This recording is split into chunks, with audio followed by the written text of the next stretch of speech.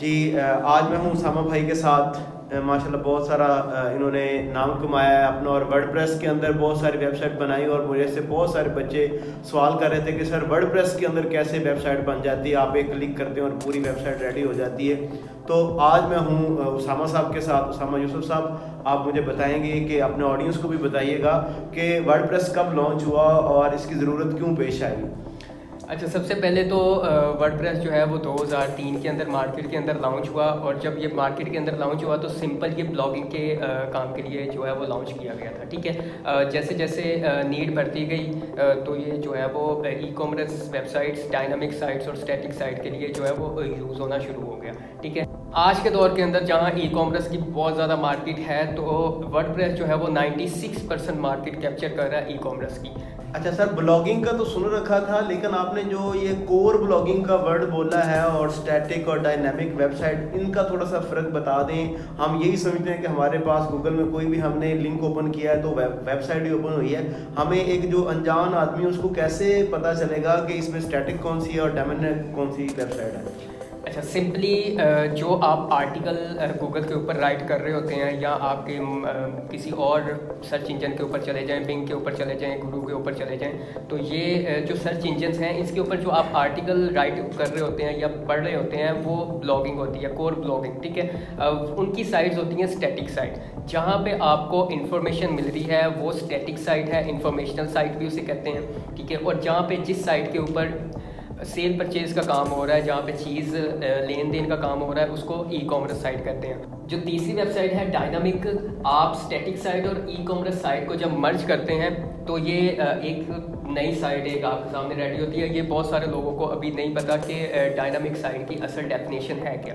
ठीक है, तो स्टैटिक साइट और ई कॉमर्स साइट का कॉम्बो जो होता है वो उसको डायनामिक कहते हैं। जैसे कि लाइक ऐसा आप गेमिंग की साइट लगा लें। ठीक है, अब एक गेमिंग की साइट मैंने पीछे एक प्रोजेक्ट कंप्लीट की है वेबसाइट, तो उसके अंदर जो है वो बिटकॉइन के ज़रिए जो है वो सिक्के जो होते हैं वो परचेज़ कर रहे थे और गेम जो है वो खेल रहे थे उसके ऊपर, वेबसाइट के ऊपर ही। ठीक है, तो वो डायनामिक साइट के अंदर आएगी क्योंकि उस वेबसाइट के ऊपर इंफॉर्मेशन भी है, उस साइट के ऊपर कॉइन सेल परचेज भी हो रहे हैं। ठीक है, तो उसको हम जो है वो डायनामिक साइट कहेंगे जहाँ पे सेल परचेज भी हो रही है और आपको इन्फॉर्मेशन भी मिल रही है। समझ साहब, मेरा एक आपसे सवाल है। अभी ये आपने एक बात की कि दो वेबसाइट को आपस में मर्ज करने से जो चीज़ आती है, ऐसे आप दो वेबसाइट को मर्ज कैसे करवाएंगे? कोई एक्सटेंशन यूज़ करेंगे या कोई प्लगइंग आप यूज़ करेंगे? इसके बारे में थोड़ा सा अवेयरनेस दो। ये वाकई बड़ी कमाल की बात बताई आपने।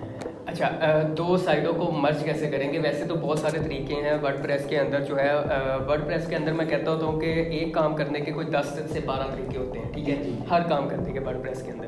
तो मैं सिंपली जो सिंपल तरीका यूज़ करता हूँ कि दो साइटों को मर्ज करना है तो सिंपली आप जो है एक स्टैटिक साइट बना लें। ठीक है, और उसी की सब डोमेन के ऊपर, अब आपको डोमेन और सब डोमेन का इसके अंदर फ़र्क पता होगा तो आप जो है वो नेक्स्ट साइट जो है वो बना सकते हैं। ठीक है, एक आपकी मेन डोमेन होगी, आप उसी डोमेन के ऊपर एक डायरेक्टरी जो है वो क्रिएट करें अपनी होस्टिंग से जाके, उसको हम कहते हैं जी सब डोमेन। ठीक है, हमने उसको सब डोमेन का नाम दे दिया है। अब उस सब डोमेन के अंदर आप ई कॉमर्स साइट बनाएं। मेन डोमेन के ऊपर आपकी जो है वो स्टैटिक साइट हो जाएगी और जो सब डोमेन है उसके ऊपर आपकी ई कॉमर्स साइट हो जाएगी। ठीक है, जब आपकी दोनों साइटें रेडी हो जाएंगी तो हम मेन्यूज़ के ज़रिए हेडर के अंदर जाके उसको मर्ज कर देंगे मेन्यूज़ के थ्रू। ठीक हो गया। और सर आपने एक वर्ड बोला कि आपने जो प्रोजेक्ट मुकम्मल किया है वो बिटकॉइन, ये आज के इस दौर में असर हाज़िर के अंदर बिटकॉइन का बड़ा नाम चल रहा है। तो आपने तो प्रोजेक्ट मुकम्मल किया है, तो बिटकॉइन के बारे में थोड़ी सी अवेयरनेस दें अपने ऑडियंस को।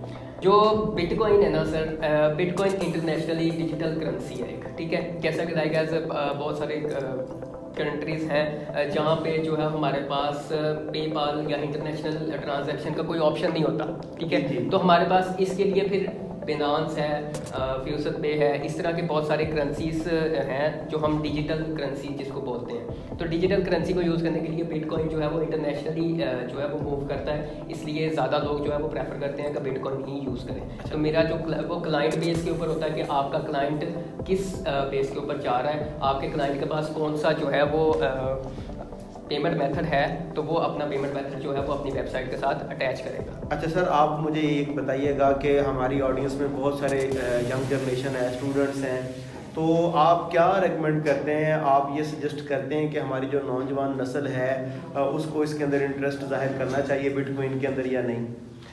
देखो, जो नेक्स्ट जनरेशन आ रही है, मैं तो सिंपल ये कहूँगा कि सबसे पहले आप जो है अपना स्टार्ट, अगर आप बिगिनर लेवल पे हो तो अपना स्टार्ट जो है वो फ्रीलांसिंग से करो, ठीक है। बिटकॉइन के अंदर जो है वो मार्केट ऊपर भी चल जाती है, अप भी जाती है और डाउन भी जाती है, ठीक है। तो आपकी जो जितनी भी जमा पूंजी आपने पूरी ज़िंदगी के अंदर इकट्ठी की होती है, तो वो आप एक ही दफ़ा बिटकॉइन के अंदर ना लगा दिया करो, और उसको वहाँ पे वो पैसे लगाने चाहिए जो आपके जो हैं साइड इनकम है, ठीक है। जो आपको अगर आप खर्च भी लें तो वो आपको फ़र्क नहीं पड़ेगा, जी ठीक है। तो अभी जो बिगिनर लेवल है, पहले मैं यही रिकमेंड करूँगा कि आप बिटकॉइन को समझो, डिजिटल करेंसी को समझो, उसके बाद जो है वो इसके अंदर इन्वेस्ट करो। आप डायरेक्ट जो आके अपनी, यानी कि आप ये कहते हैं कि बच्चों को पहले फ्रीलांसिंग की तरफ आना चाहिए और उसके बाद उधर से पैसे अर्न करने के बाद फिर वो बिटकॉइन में अपने पैसे को इन्वेस्ट करें? जी बिल्कुल। पहले जो भी बिगिनर हैं, जो मैं तो कहता हूँ कि स्कूल के अंदर जो है वो फ्रीलांसिंग इंट्रोड्यूस होनी चाहिए, ठीक है।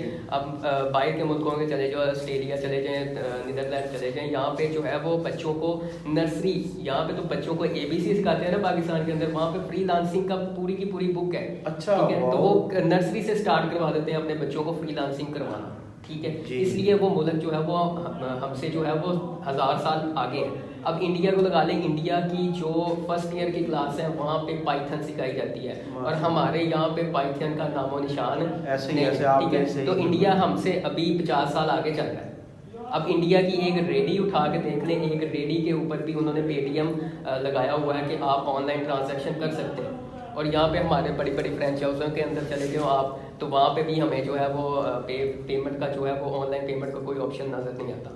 जी माशाल्लाह, आज हमने बहुत कुछ जो सीखने को मिला उसामा भाई से।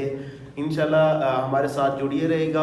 हम इंशाल्लाह और भी आने वाले वक्त में जो नई नई करेंसी और नई नई स्किल्स आ रही हैं, हम उसामा भाई के साथ राब्ते में रहेंगे और उम्मीद करते हैं कि आप हमें वक्त देते रहेंगे, ठीक है। आपका बड़ा शुक्रिया, आपने अपने कीमती टाइम में से हमें वक्त दिया।